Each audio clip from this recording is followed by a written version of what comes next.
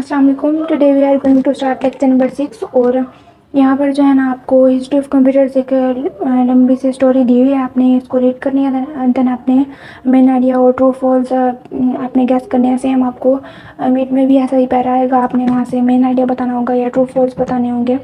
Just इतना ही मतलब short सा आता है। उसके बाद यहाँ पे ये भी आपको जस्ट एक्सरसाइज के लिए दी हुई है, आपने ये एक्सरसाइज के लिए मतलब कर लेना है। देन आपके पास यहाँ नीचे सिनोनिम्स भी पूछे हुए, लाइक जो पैराग्राफ में लाइक वर्ड है मशीन, इसका मतलब डिवाइस बन सकता है सिनोनिम इस तरह से। जो आपके पास है ना मतलब सिनोनिम्स आपको दिए हुए हैं उनका सॉरी आपने उनका सिनोनिम बताने हैं। देन आपने एंटोनियम्स इसी तरह से। देन ये लेक्चर इसी तरह से। देन लेक्चर नंबर 7 में आपके पास वर्ड फॉर्मेशन, लाइक इसमें ना प्रीफिक्स स्टेम और सफिक्स आ जाता है। स्टेम जो होता है ना ये आपका मेन वर्ड होता है, और जो प्रीफिक्स होता है प्री मीन्स बिफोर।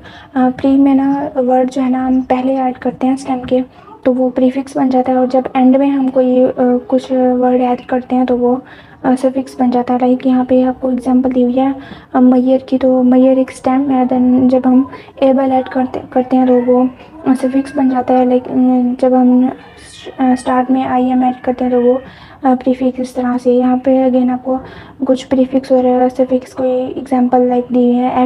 एक्ट के साथ जो है ना अपने प्रीफिक्स और सफिक्स ऐड करने हैं इस तरह से।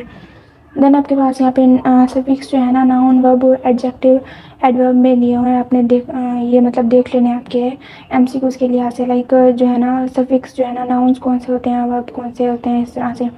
देन आपके पास आ जाते हैं यहाँ पे सफिक्स के कुछ मीनिंग दिए होते हैं, लाइक उसके बाद आपके पास जो है ना ये आपको एक्सरसाइज दिए हुए है।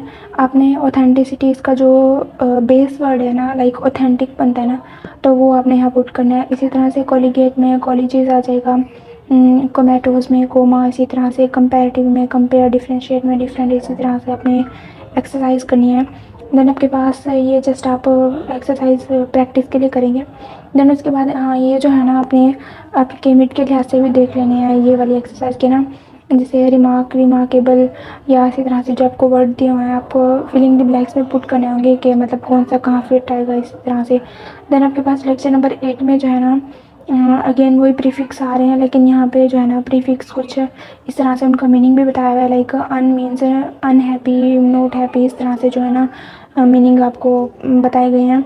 तो यहाँ पे जो है ना आपसे अगेन वही पूछा गया, लाइक ए सोशल में इसका प्रीफिक्स क्या आ सकता है। लाइक यहाँ पर हम पुट करेंगे अनसोशल, तो वही मतलब इसका प्रीफिक्स आ जाएगा। इसी तरह से इलिमिटेबल मीन्स नो लिमिट, इस तरह से आप कुछ प्रीफिक्स प्रिपेयर करेंगे।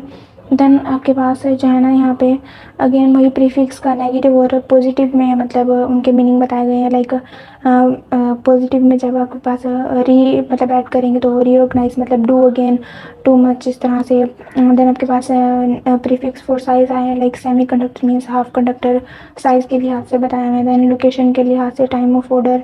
ये जो है ना आपने सारी प्रीफिक्स एक बार देख लेने हैं। लाइक आपको एमसीक्यूज में पूछा जा सकता है कि ना कौन सा प्रीफिक्स जो है ना साइज़ का है या नंबर का, या इस तरह से कोई भी मतलब आपको पूछ सकते हैं। देन आई थिंक ये लेक्चर आप स्किप कर दें आगे। आगे लेक्चर नंबर 9 आता है। लेक्चर नंबर 9 में जाना आपके पास ये स्टोरी दी हुई है आपको, अगेन वही तो आपने रीड करनी है। उसके बाद आपको नीचे एक्सरसाइज में मेन आइडिया पूछा गया, आपको ट्रू फॉल्स। देन आपके पास यहाँ पर जो है ना आपको पूछा गया है कि कॉन्टेक्चुअल रेफरेंस, यहाँ पे जो मतलब विच है वो पैरा 1 में तो है, लेकिन मतलब ये किसको मतलब रेफ़र कर रहा है। आई थिंक नीचे आंसर नहीं किया हुआ, लेकिन मतलब ये आपके मिड के लिहाज से नहीं है पढ़ा रहा आप। हाँ मतलब पैरा पढ़ेंगे तो आपको आइडिया हो ही जाएगा कि जो है ना विच मतलब किसको मतलब रेफ़र कर रहा है, या इस तरह से दे किसको रेफ़र कर रहा है। मतलब ये सब कुछ आप जस्ट प्रैक्टिस के लिए कर सकते हैं। देन आपके पास पैरा 1 में जो है ना कार्डिस का मतलब आपने एस्ट्रोनियम बताना है, यहाँ पे इनका एंटोनियम्स बताना है, इस तरह से। देन अगेन वही पिछले चैप्टर वाला लाइक जो इमेजिन मतलब ये आपको वर्ड दिए होंगे और आपने जो है ना पुट करने होंगे इनके कौन सा कहाँ मतलब फिट आएगा। तो उसके बाद ये एक्सरसाइज आप कर लें। देन आपके पास लेक्चर नंबर 10 आता है। लेक्चर नंबर 10 में अगेन वही आपको जस्ट आपके मतलब प्रैक्टिस के लिए आपको एक्सरसाइज दी हुई है। आपने पैरा पढ़ना है, मतलब मेन आइडिया बताना है, देन ट्रू फॉल्स बताने हैं, सेम एंड सिलेनियम एंटोनियम्स, जस्ट वही आपने प्रैक्टिस के लिए एक्सरसाइज करनी है। आई थिंक लेक्चर नंबर 10 इसी पे ही है सारा। तो मिलते हैं नेक्स्ट लेक्चर में। अल्लाह हाफिज़।